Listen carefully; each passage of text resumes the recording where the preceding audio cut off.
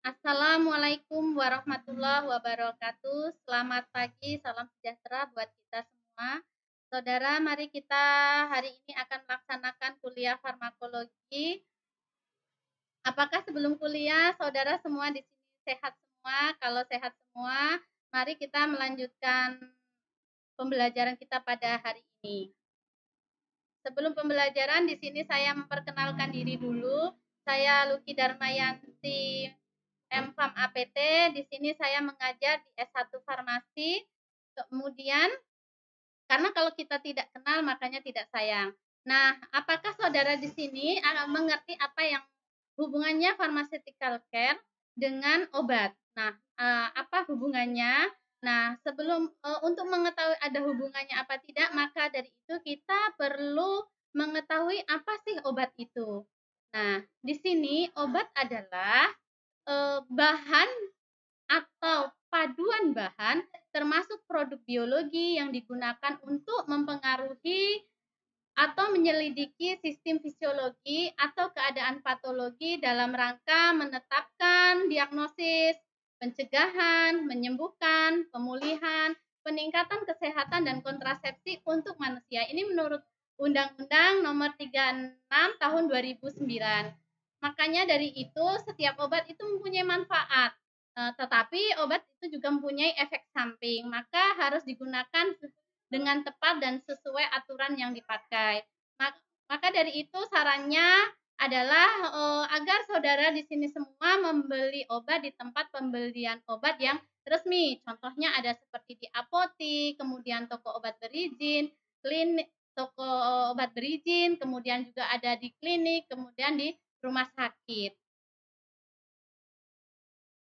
Nah, untuk membeli obat itu kita harus memperhatikan penandaan. Apa sih yang perlu ditekankan dalam memperhatikan penandaan obat ini? Yang pertama adalah obat harus memiliki informasi tentang obat yang menyertai pada kemasan obat, brosur, dan di leafletnya.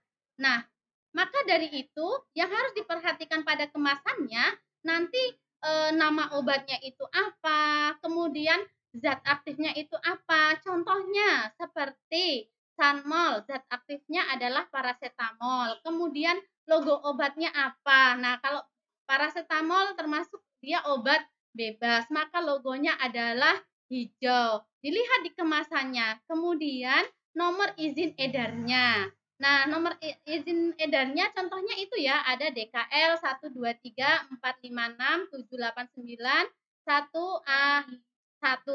Apa sih yang dimaksud nomor izin edar itu? Ternyata bukan hanya sekedar penomoran biasa, tapi ada artinya, ya. Artinya seperti ini ya. Digit pertama itu ada nama dagang, kemudian digit kedua itu obat termasuk obat golongan apa, kemudian yang L itu digit ketiga itu obat itu adalah produksi dari mana, lokal atau internasional, kemudian dilanjutkan dengan kode produksi setiap industri obat tersebut.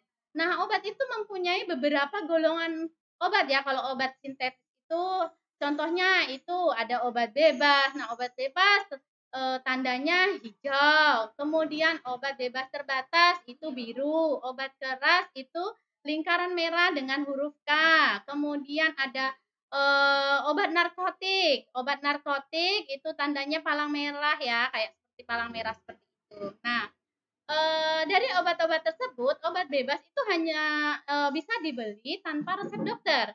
Sedangkan obat bebas terbatas itu boleh dibeli secara bebas tanpa menggunakan resep juga. Kemudian, tapi ingat di sini yang membedakan dia mempunyai peringatan khusus saat penggunaannya. Kalau obat keras dia hanya bisa dibeli menggunakan resep dokter. Sedangkan obat narkotik itu obat yang hanya dibeli dengan menggunakan resep dokter, tapi ingat, dia menyebabkan ketergantungan.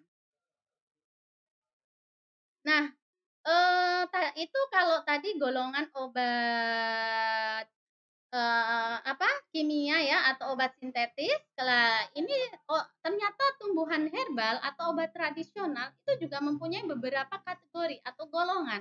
Contohnya itu ada jamu. Nah, kemudian obat herbal terstandar, ada fitofarmaka. Nah, dari perbedaan itu, dari 3 golongan itu juga ada perbedaannya.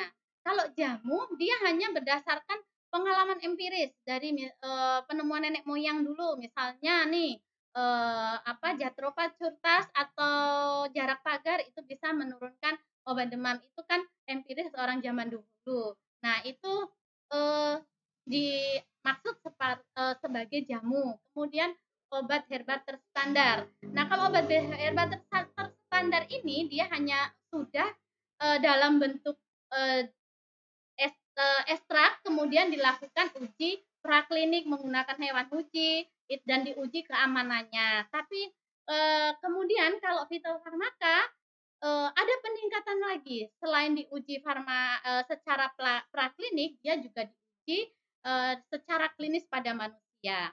Itu yang membedakannya. Dan setelah itu, kita setelah mengetahui penggolongan obat, di sini teman-teman semua mahasiswa diharapkan nanti mampu menggolongkan obat sintetik beserta contoh sediaannya. Jika obat bebas itu apa, bebas terbatas itu apa. Silakan nanti ya teman-teman di sini sebutkan satu contoh, misalnya golongan bebas, obat bebas itu apa, kemudian obatnya apa, khasiatnya apa. Minimal satu golongan itu 3 obat.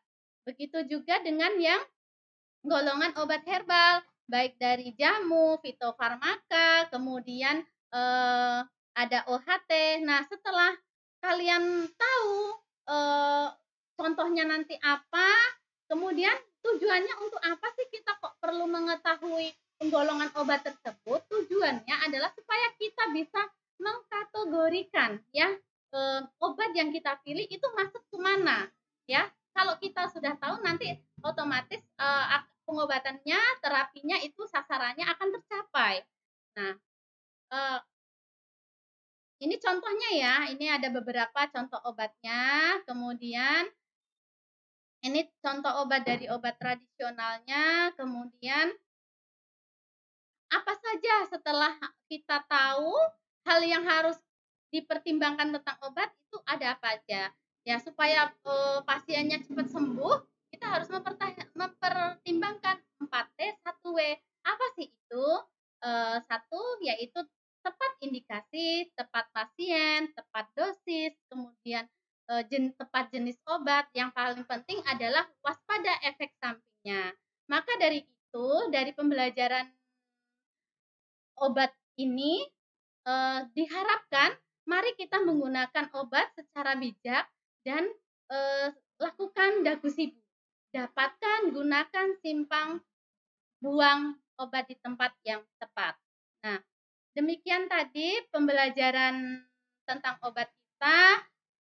Materi ini saya ambil dari referensinya, yaitu dari karya saya sendiri ya. Buku karya saya sendiri yaitu Farmakologi 1 untuk mahasiswa farmasi dan didukung oleh bukunya Adi Setiadi dan Peraturan Balai POM. Oke, demikian tadi metode pembelajaran kita tentang obat ini. Saya cukupkan sekian. Ada salah saya mohon maaf. Semoga dapat bermanfaat. Saya akhiri aja. Wassalamualaikum warahmatullahi wabarakatuh.